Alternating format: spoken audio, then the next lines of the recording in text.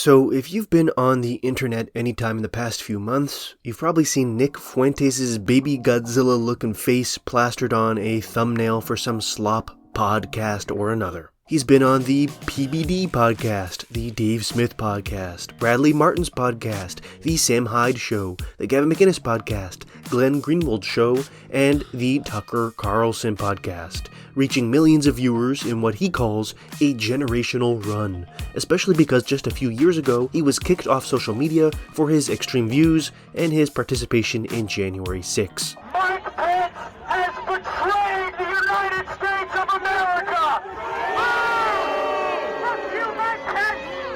Donald Trump is even talking about him nowadays. Nick Fuentes, I don't know much about him. And the Senate is poised to strike him down. His live streams get tens of thousands of live viewers. There's probably more than a couple watching this video right now. While there's no solid data, more and more people are claiming that a significant portion of Gen Z men are flocking to Fuentes. And the reason this is bad is because he is wrong. So what does Nick Fuentes actually believe, and why is he wrong? This is What, Why, How, and that's what the video's about. If you like this sort of thing, don't forget to like, subscribe, and support the channel on patreon.com/whatwhyhow for early access to future videos. So, let's first address the question of why Nick Fuentes is getting popular.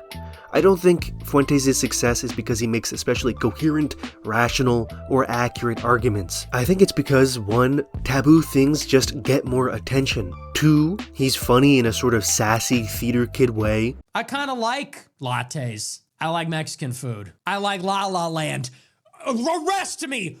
Officers, did you forget your handcuffs? Or am I free to go? Yeah, I like La La Land. And I like Joseph Stalin. And I'm done pretending that I don't. Did you forget your handcuffs? Or is that not a crime? Am I being detained? Anyway, what was the question? 3. He points his gnarled, double-jointed fingers at easy scapegoats for white men to blame all of our problems on. And 4. The weakness of alternatives. For number 4, obviously one alternative is the mainstream media, which nobody likes anymore, but the online political landscape is, to put it lightly, not good for young people either. Hassan Piker is the largest voice on the left, but his millionaire frat bro persona inevitably casts him as a hypocrite when he talks about real issues. Kaya, please just fucking go, just stop. Then you have Vosh, a pervert. On the center left, you have Destiny, another pervert. Conservative online personalities, meanwhile, have been completely unable to respond to Israel's mass murder campaign against Gaza, leaving anyone with a vague sense of morality looking around for someone to diagnose this obvious illness in Western civilization. Plus, the purchase of Twitter by Elon Musk has opened up the floodgates for a slew of previously banned and ostracized characters and giving Fuentes a new cultural opening to leap from podcast to podcast into the public eye. But despite the fact that Fuentes' appeal is irrational, I'm hoping that presenting rational, evidence-based counter-arguments to his claims will at least convince some of his fans. And if you aren't one of them, if you know he's already wrong, you can share this video with other people. So what does Nick Fuentes actually believe? Because you're sure as hell not going to learn that from the Tucker Carlson propaganda hour. I was deeply Catholic, and I still am, deeply patriotic and pro-American, and I don't consider myself temperamentally to be an angry or a hateful person. So I never, in other words, lost my center. Like, my best friend is a Jewish person, but here's my substantive disagreement, because as a Catholic, I could not agree more with you. Yes. In what you're saying. I love all people, even the ones that don't like us. We have to love them all, and we have to recognize that we're required to. Yes.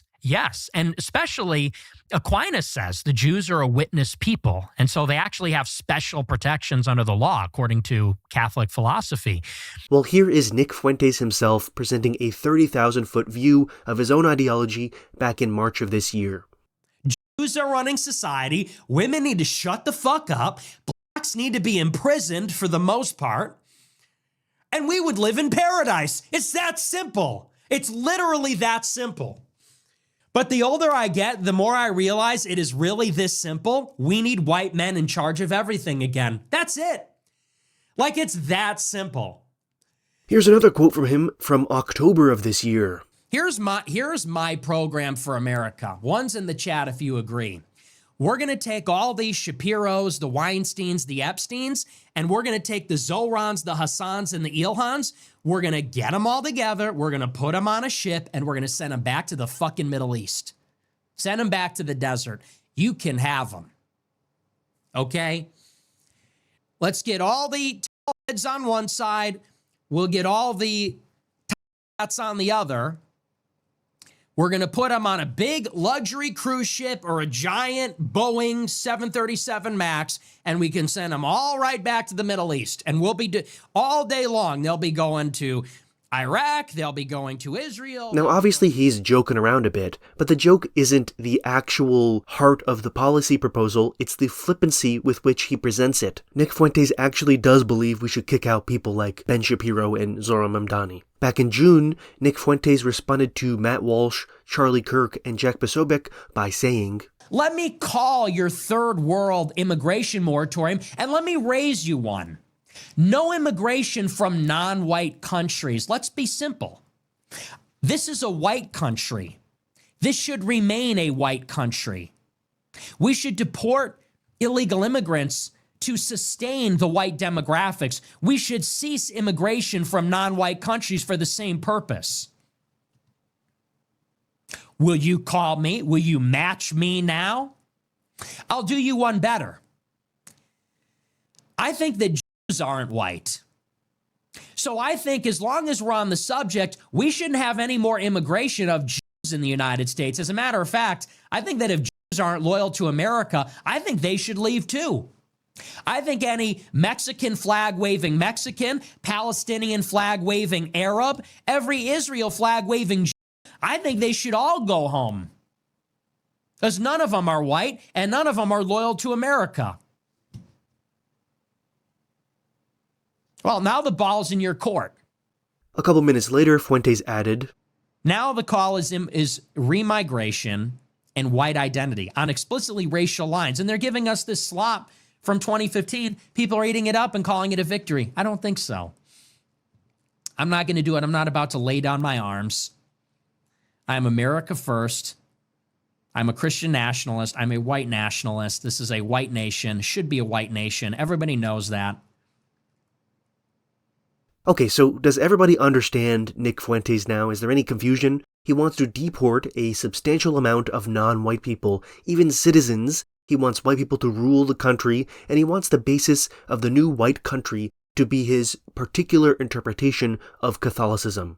Nick Fuentes is a white Catholic American nationalist. I'm pretty sure he would describe himself that way. He basically did in that quote. Now, the issue is there are pretty obvious contradictions in this set of beliefs. If you want to have an understanding of the world, you need some sort of belief set, and the belief set shouldn't be contradictory, otherwise it's a bad set of beliefs. Here's one contradiction. The Catholic Church has condemned anti-Semitism for decades. Pope Paul VI declared in 1965 that, furthermore, in her rejection of every persecution against any man, the Church, mindful of the patrimony she shares with the Jews, and moved not by political reasons, but by the gospel's spiritual love, decries hatred, persecutions, displays of anti-Semitism directed against Jews at any time and by anyone.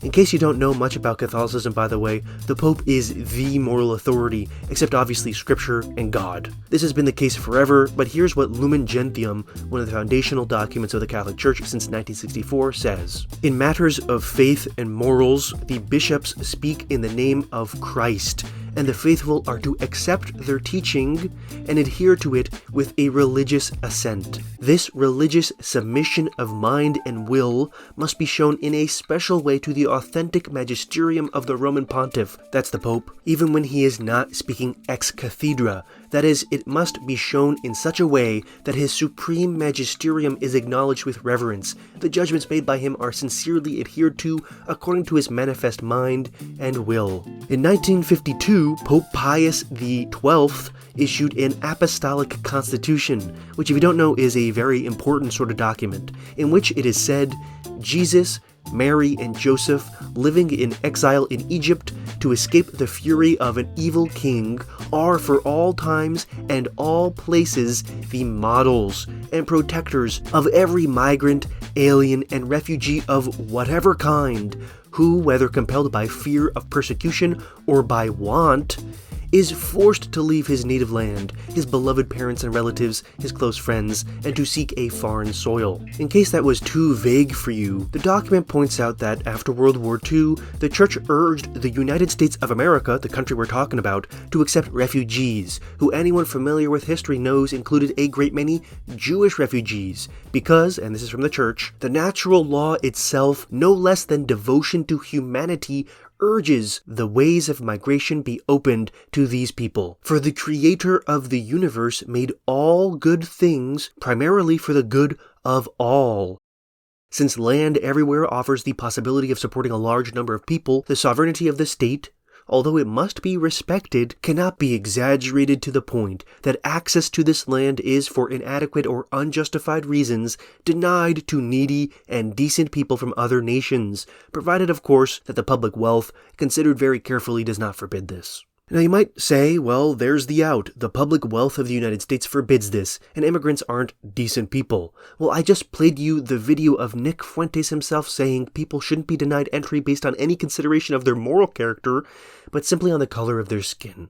And for the wealth of the United States, Nick Fuentes said just a couple days ago from when I'm recording this that we should ignore the economic impact of deportations, even another Great Depression, because if we don't stop immigration, we'll be a minority. So the Catholic Church says we should accept immigrants unless forbidden by the public wealth. And Nick Fuentes says we should deport immigrants, even if it's forbidden by the public wealth. It's literally the opposite viewpoint. And in case you want something more modern, the past two popes have condemned Donald Trump's immigration policy for its cruelty, and Trump is much more moderate than Fuentes. Fuentes not only wants to deport millions and millions of immigrants, he also wants to kick out American citizens on the basis of his perception of their disloyalty. Except Fuentes is loyal to his own foreign cause, isn't he? Back in May 2024, Fuentes and a couple other goons debated destiny in a Twitter space. The debate got onto the subject of whether Fuentes' proposed Catholic theocracy lined up with America's foundation as a constitutional republic. Here's the clip. You acknowledge that your point of view is fundamentally anti-American. From the founding fathers, the framers, the law. 100%. Americanism is a heresy in the Catholic Church. You'd know that if you knew fucking anything. But okay, you get so all then why the fuck are you even in this country? Why not go fucking live in Rome or go fucking live in the Catholic fucking Vatican or go live in fucking prehistoric wherever the fuck? Why be in the United States and try to change us into some theocratic regime when that's not fundamentally what the country is about? We want to make it better. We want to improve it. You don't want to make it better. You want to destroy the country. Like, you understand. The funny thing is, you are like as You're bad literally or worse than the Jewish invaders that you accuse of trying to destroy the country. You are overtly saying that you want to run it as a theocratic regime, that you want religion and God to be the number one thing we answer to and not the Constitution. Yeah, so you're worse. Now, if you're not familiar with the history, Americanism doesn't mean American nationalism. Americanism was a perceived social and religious divergence from Europe's Catholic Church among American Catholics in the late 1800s. In fact, here's what Pope Leo said. These dangers, viz. at the confounding of license with liberty, the passion for discussing and pouring contempt upon any possible subject, the assumed right to hold whatever opinions one pleases upon any subject, and to set them forth in print to the world, have so wrapped minds in darkness that there is now a greater need of the Church's teaching office than ever before, lest people become unmindful both of conscience and duty. Now, in the 1800s, the view was American Catholics were too liberal. But obviously Nick Fuentes' viewpoints are even farther from the Catholic Church. He's got his own heretical Americanism, doesn't he then? So there's obviously a contradiction, one between Catholicism and whatever Nick Fuentes believes. The Catholic Church teaches us that we should be, nice to people. We should be kind to people, especially the needy, and immigrants are, in fact, needy. But there's also an obvious contradiction between Catholicism and American nationalism, isn't there? When it comes to considering the constitutional foundations of America, Fuentes sides with his view of Catholicism instead. But when it comes to the obvious Catholic teaching repeated by Pope after Pope after Pope of treating all human beings, even ethnic minorities, with dignity and love because we are all created by God, well, in that case, Fuentes picks nationalism. Otherwise, he wouldn't support deporting ethnic minorities from their home because his perception of their disloyalty. Does Fuentes ever have to deal with this contradiction? Here's an example. When Jared Taylor called Pope Francis a traitor because he was sympathetic to immigrants, Fuentes said, It's like, okay, sorry, the Pope isn't a white nationalist. Sorry, the Pope isn't like a Confederate. Like, I'm sorry. And don't get me wrong, I don't agree with the Pope on mass migration, but it does need to be considered that he is speaking for humanity as a whole and not necessarily the United States or even Europe for that matter. He's speaking for humanity as a whole. Now, you may disagree with that as a white person, and I certainly do, but this is a planet with a lot of poor brown people in it. It's just the truth.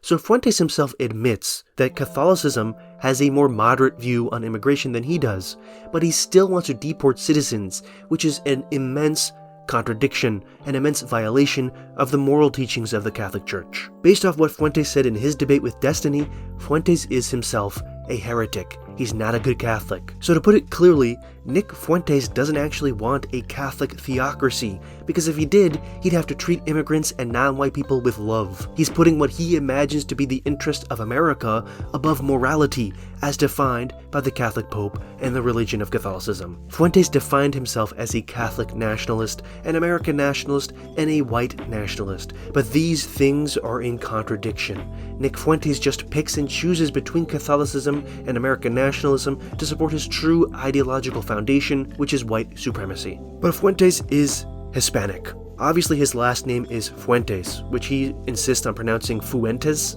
I don't know why he does that. His dad is Mexican. Well, according to Fuentes, his dad is half Mexican, but judging from a 23andMe that Nick Fuentes himself showed of himself, the Mexican heritage is pretty resilient. Fuentes is nearly 15% indigenous, which means his dad is probably 30% indigenous at least. So either he is half Mexican and the Mexican half is very Mexican, or maybe Fuentes is lying a little bit. What's my point with all this? Well, Nick Fuentes is LARPing as a Catholic, he's LARPing as an American patriot, and he's LARPing as a white guy. He's the product of the very thing he is campaigning against, Mexican immigration to America. But for some reason, Hispanic and Italian-American nationalists like Fuentes want to lift the ladder up behind them and spit in the face of their immigrant ancestors who suffered from the same discrimination in their day that Fuentes is marshalling today. He literally sells the anti-Catholic, know-nothing party flag in his store. So if Fuentes wants to deport ethnic minorities with dual loyalties, he should start with himself. But it is, of course, not enough to show that Nick Fuentes' views are hypocritical and contradictory. We have to also show why they are incorrect on their own. Let's start with Nick Fuentes' most controversial belief, the one that everybody cares about, which is the idea that Jewish people control America. Now, I'm kind of wary to play Nick Fuentes' clips about this issue, otherwise this video might get shut down, but I'll just show some titles of his videos and you can get the sense of what he believes. Nick Fuentes points out that there are Jewish people in business and media. That is true. He points out that Jewish people lobby politicians. That's true. He points out that Jewish people organize groups, some of which become influential, which is true. To deny the existence of the Anti-Defamation League or the World Jewish Congress would be insane. So what's the issue? Well, all of this applies to all sorts of other interest groups. Nick Fuentes says multiple times that his beef with Jewish people is their supposed dual loyalty to Israel, which he treats as the Jewish mothership. So let's look at lobbying for Israel, including both foreign lobbying and domestic lobbying from American supporters of Israel. If you look at the data from trackapac.com, which is staunchly anti-Israel, you get more than $250 million spent in the 2023 to 2024 election cycle. That doesn't just include AIPAC, but other pro-Israel lobbying organizations in America, including the Republican Jewish Coalition and Miriam Adelson's Preserve America PAC. Now that is obviously a lot of money, but in the 2024 election, candidates raised nearly $2 billion. Actually, scratch that. That's only presidential candidates. According to the FEC, congressional candidates collected another $3.8 billion on top of that.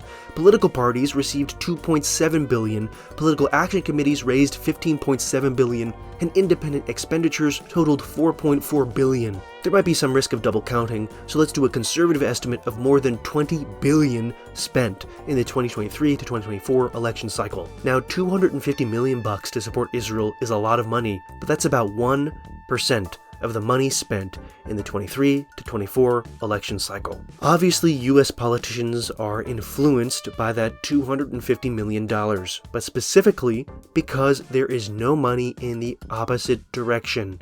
There's no Palestinian lobby, for example. So on the specific issue of US relations with Israel, the pro-Israel lobby in America is very influential. But that's not sufficient to prove that Jewish people rule America, because everything else that happens. Let's click through opensecrets.org for a minute. In 2023 and 2024 both, the pharmaceutical industry spent nearly $400 million for a total of nearly $800 million. Politicians meanwhile raised $1.8 billion from the securities and investment industry in the 2023 to 2024 cycle. You can look at this yourself. It's not secret information. If you click on that industry, you can see the specific people. That $1.8 billion includes $200 million from Timothy Mellon alone. You might recognize that name.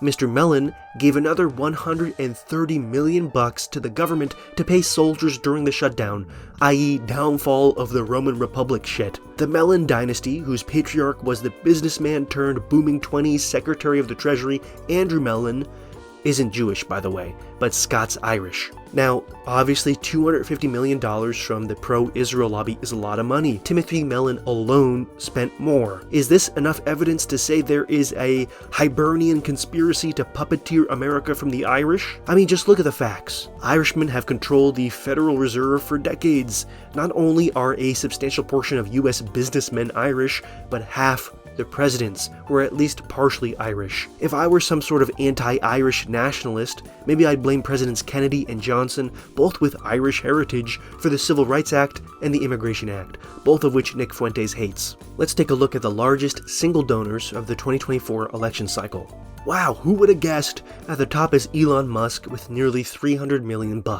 I wonder if that had any influence over whether SpaceX received government contracts, or whether Elon Musk had a literal position in the White House. Musk isn't Jewish, by the way. Then we have Timothy Mellon, we talked about him, but after him is Miriam Adelson, who is in fact Israeli-American. But then we have the Uline duo with nearly the same amount, and you haven't heard of them, have you? They're sure as hell not Jewish, by the way, since the Uline patriarch, Edgar, was on the National Finance Committee of the John Birch Society, a conspiracy-brained arch-conservative group from the 1960s that didn't really like Jewish people very much. Rather than saying Jews control America, as Nick Fuentes says, it makes much more sense after looking at the actual data to say that billionaires have massive influence over politicians, and some of those billionaires are Jewish.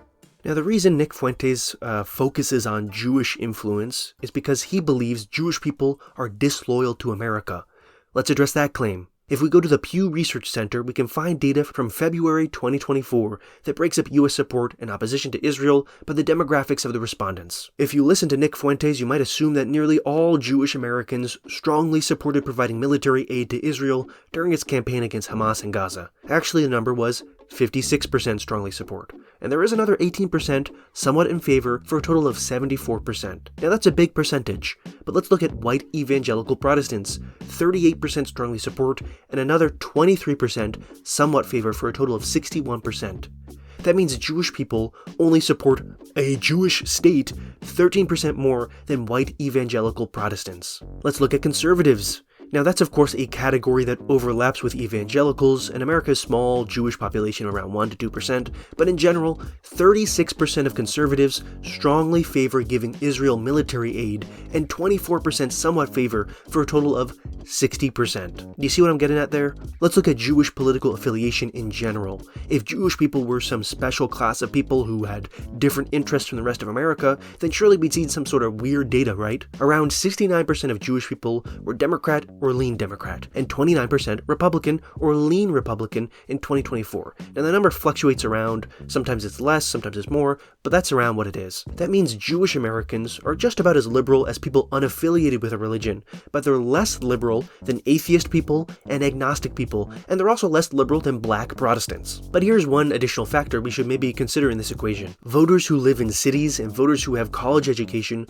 are more liberal. That's in general for everyone. Let's look at 2020 US Census data interpreted by the Public Religion Research Institution. According to this data, 4 in 10 Jewish Americans live in urban areas, a majority of Jewish Americans, 51%, live in suburban areas, and only 8% live in rural areas. For comparison, only 1/3 of white Christians, 33%, live in urban areas, 43% live in suburban areas, and 24% live in rural areas. That means the percentage of Jewish people who live in rural areas is 1/3 the percentage of white Christians who live in rural areas.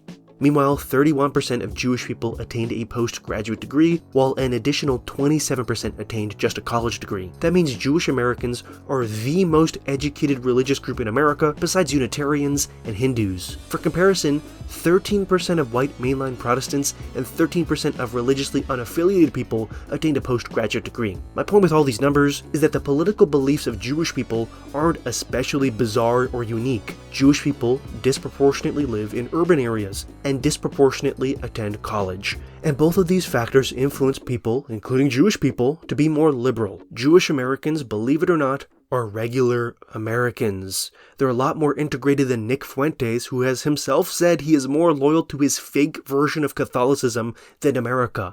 Now, it is true, the data shows this, that Jewish Americans like Israel. I don't think they should, but they do. Italian Americans like Italy. Mayor LaGuardia raised tens of thousands of dollars for fascist Italy during its invasion of Ethiopia, and he was a socialist, and we were a lot more hostile to Italy in the 1930s than we are against Israel today. During World War II, the federal government was so worried about Italian American support from Mussolini that 600,000 Italian American immigrants had their freedoms restricted, 10,000 Italian Americans on the West Coast were forced to leave their homes, and thousands were arrested.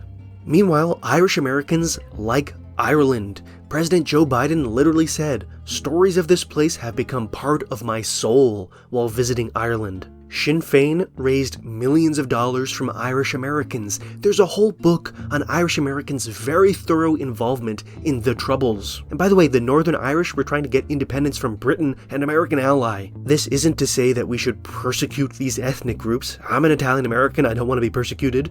My point is, Nick Fuentes is applying a double standard on Jewish Americans for having some sense of ethnic identity that he doesn't apply to other groups, like Irish and Italian Americans, because Nick Fuentes is himself Italian, Irish, and Mexican American. So to summarize, Nick Fuentes doesn't know what the hell he's talking about. I could keep ranting about this for a while longer, but I want to get this video out in a reasonable time frame. So if you want to hear more, request a video below, and if you like this video, leave a like, leave a comment, and consider supporting the channel on patreon.com/whatwhyhow for early access to future videos. Thanks to those who already do, and adios.